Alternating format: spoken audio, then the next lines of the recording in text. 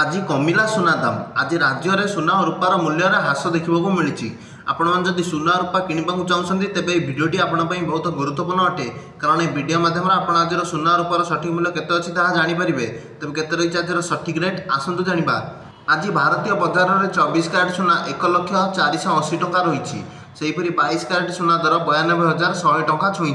सेहीपरि आज ओडिशार राजधानी भुवनेश्वर 24 कैरेट सुनार मूल्य 10 ग्राम पिछा 1,04,80 टंका रही बेले 22 कैरेट सुनार मूल्य 92,100 टंका को पहुंची। सेहीपरि आज मुंबई में 24 कैरेट सुनार मूल्य 1,0840 टंका और 22 कैरेट सुनार मूल्य 92,100 टंका रही। आज नुआदिल्ली में 24 कैरेट सुना 1,0630 टंका और 22 कैरेट सुनार मूल्य 92,250 टंका रही।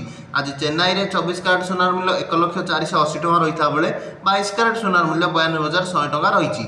आज कलिकता में 24 कैरेट सुना 1,840 और 22 कैरेट सुना 92,100 टंका रही। रूपा मूल्य किलो पिछा 1,18,000 टंका होती। आज सुना और रूपार सठिक मूल्य यह वीडियो माध्यम आज सुना और रूपार सठिक मूल्य के जापारे। आज राज्य में सुना और रूपार मूल्य कमी, तेणु दयाकोरी आम चैनल टी लाइक और सब्सक्राइब कर दिंतु।